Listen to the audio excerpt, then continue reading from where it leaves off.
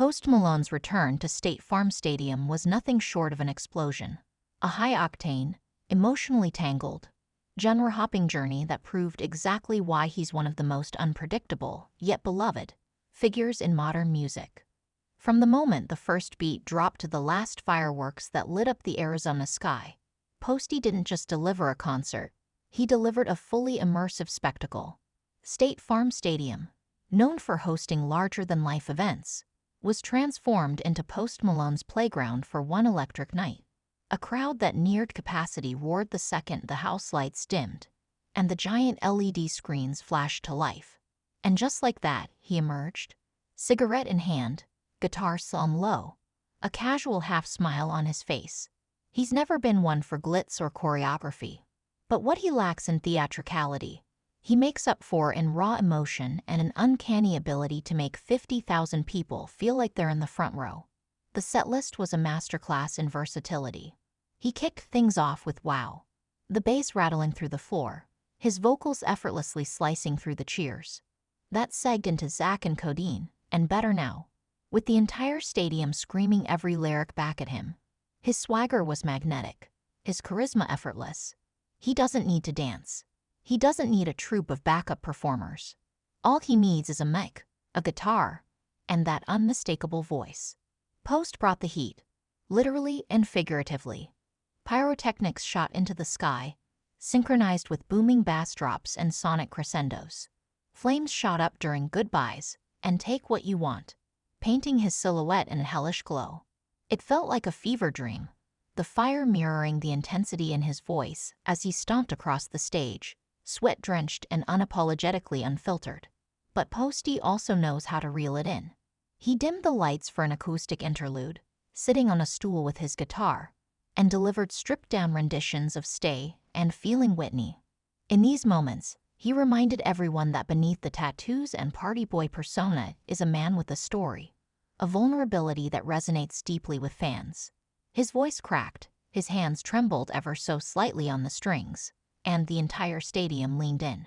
The crowd was multi-generational, united by their love for the genre-bending sound Post Malone has mastered.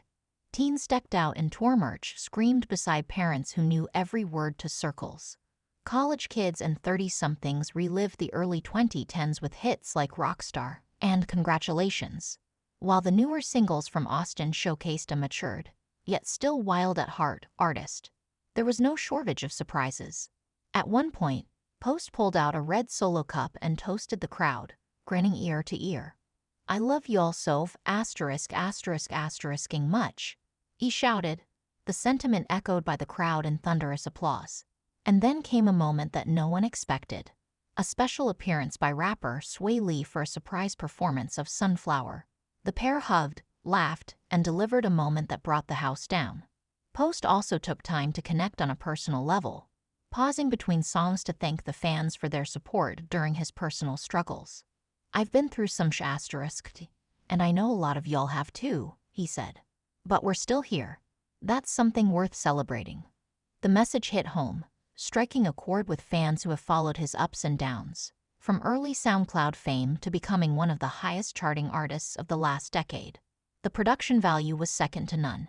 Massive screens displayed surreal visuals, swirling galaxies, burning roses, lightning strikes, and broken mirrors. It all matched the mood of each song, creating an audiovisual experience that bordered on cinematic. Drones buzzed overhead, capturing the sea of people swaying in unison. Flashlights raised high like a constellation of stars created just for him. Vocally, Post was in top form.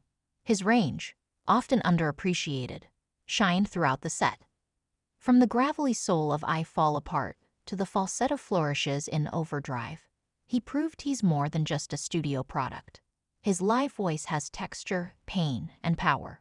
It wavers in all the right places and explodes when it needs to, especially during anthemic moments like Enough is Enough and Morning. Halfway through the set, he changed outfits, swapping his signature printed shirt and boots for a tank top and cargo pants, sweating through every note. The second half of the show leaned harder into his rock influences, with electric guitars front and center. Take What You Want turned into a metal-adjacent scorcher, and he even teased a few riffs from Nirvana, a subtle nod to his 2020 live-stream tribute concert that solidified his rock cred. Post's latest album, Austin, played a prominent role throughout the show. Songs like Chemical, Something Real, and Enough is Enough were met with the same fervor as his classics. It's a testament to how well his new material has been received, even as it veers away from the trap-heavy beats of his early work. He's evolving and bringing fans along for the ride. One of the most emotionally raw moments of the night came when he performed Too Young, a tribute to friends lost too soon. The screen behind him flashed images of artists gone before their time. Mac Miller, Juice WRLD, Lil Peep, as he stood alone, bathed in blue light, voice shaking as he crooned the heartbreaking lyrics. Not a dry eye in the house. He closed the night with White Iverson, the song that started it all. As the beat dropped, the stadium erupted. Post looked out at the sea of fans, visibly choked up. "This song changed my life," he said. "And y'all changed my life too."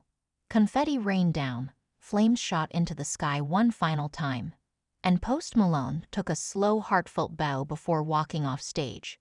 No encore needed. The show wasn't perfect. A few pitchy moments here and there. Some mic feedback during the early part of the set, but none of it mattered. Post has never been about perfection. He's about presence, heart, and authenticity.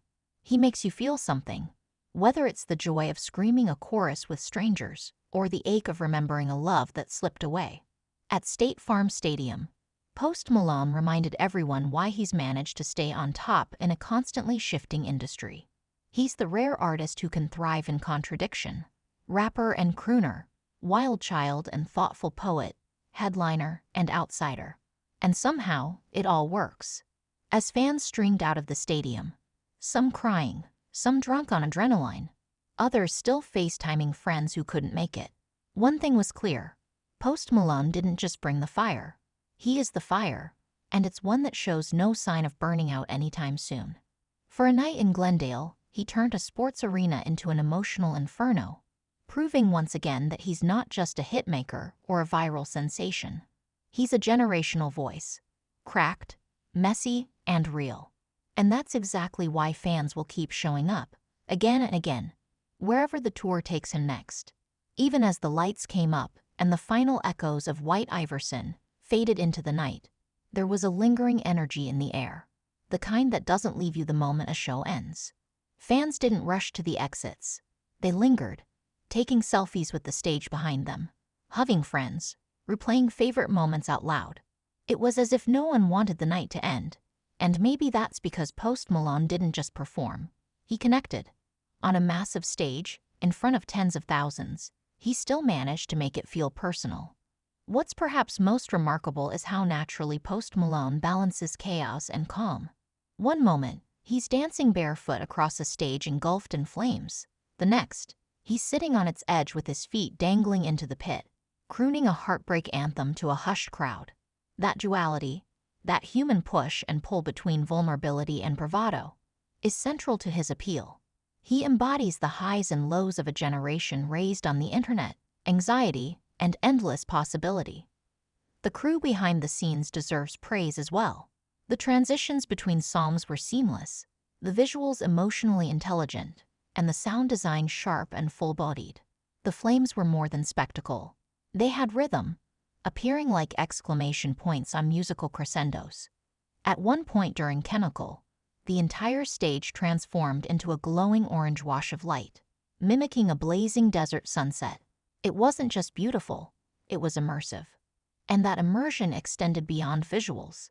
It was in the shared tears during I Fall Apart, the collective bounce during Wow, the deafening sing-along of Sunflower. Post didn't just throw a concert, he built a memory. One that fans will be reliving long after the merch is washed and the Instagram stories expire. As Post continues to evolve, musically and personally, this tour stands as a declaration that he's not interested in simply meeting expectations. He's aiming to obliterate them, rebuild them in his own image, and light the whole thing on fire.